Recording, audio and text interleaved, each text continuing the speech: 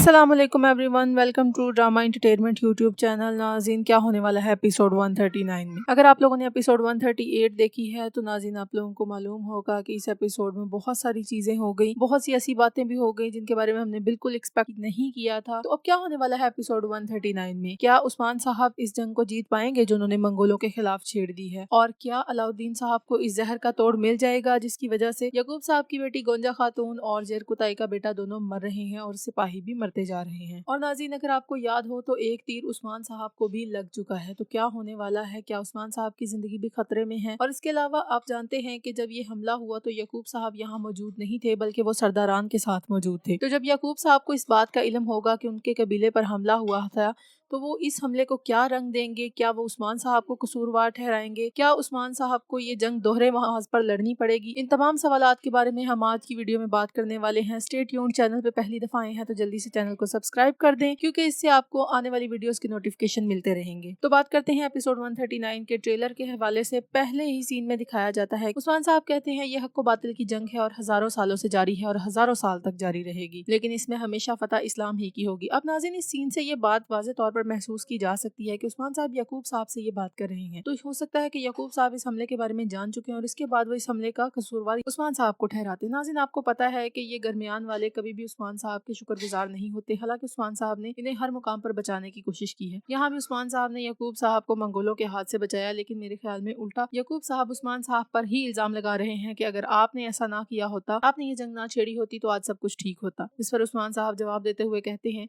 कि ये हक व बातिल की जंग है, ये किसी की वजह से नहीं होती, बल्कि ये हजारों साल से जारी है और इसी तरह जारी रहेंगे। इसके बाद दिखाया जाता है कि मंगोल अपने हमले जारी रखे हुए हैं। ये मंगोल कमांडर कहता है नेजा खून में रंग गया है और वो मट्टी में मिल जाएंगे, यानी हमने उन पर हमला किया है। उस्मान साहब कहते हैं ये सरजमीनें जिन पर हमारे सरदारों और सिपाहियों का खून बहा है, हम इन्हें अपना वतन बनाएंगे। नाज़रीन, ये वाज़ेह तौर पर देखा जा सकता है कि उस्मान साहब अभी भी पुरअज़्म हैं, वो हिम्मत नहीं हार रहे हैं। बाला खातून सादत खातून को तसल्ली देते हुए कहती हैं ये जिंदा रहेगी, अलाउद्दीन को इलाज मिल जाएगा इंशाल्लाह। अब नाज़रीन, यहाँ पे बहुत उम्मीद है कि अलाउद्दीन साहब इस जहर का तोड़ ढूंढ लेंगे, क्योंकि जैसे कि आप जानते हैं कि उस्मान साहब को तीर लगा है और उस्मान साहब जो हैं उन्होंने एक सल्तनत कायम की है और ये नहीं हो सकता कि ये जहर उन्हें नुकसान पहुंचा दे। तो यकीनन इस जहर का तोड़ मिल जाएगा, जिससे गोंजा खातून भी बच जाएंगी और हो सकता है कि जेर कुताई का बेटा भी बच जाए। इसके बाद दिखाया जाता है कि महमद जंग में मौजूद है। वो अलाउद्दीन से कहता है कि तुम्हारा काम है जिंदा रखना, यानी इलाज करना, और मेरा काम है मारना। फिर दिखाया जाता है कि जेर कुताई अपने बेटे को देख कर रो रहा है। आइगुल खातून भी रो रही है। मालन खातून बहुत तशवीश से कहती है कि बहुत से जख्मी मर गए हैं, जहर बहुत मुअस्सिर। अलाउद्दीन साहब कहते हैं मैंने सब कुछ आजमा लिया, लेकिन मैं कोई तोड़ नहीं ढूंढ सका। तो यकूब साहब कहते हैं कि अगर मेरी बेटी को कुछ हुआ तो ना मैं किसी मंगोल को छोड़ूंगा और ना ही किसी काई को। यकूब साहब घोड़ों पर सवार कहीं जा रहे हैं। नाज़रीन, अब ये बात वाज़ेह है कि उस्मान साहब को ये जंग दोहरे महाज पर लड़नी पड़ेगी, क्योंकि एक तरफ तो यकूब साहब इस बात को नहीं मानेंगे कि ये जंग उस्मान की वजह से नहीं है, और दूसरी तरफ मंगोल इस जंग का भरपूर जवाब देंगे। तो नाज़रीन, अब तक की वीडियो में इतना ही। अपना और अपने प्यारों का बहुत सारा ख्याल रखिएगा। अल्लाह।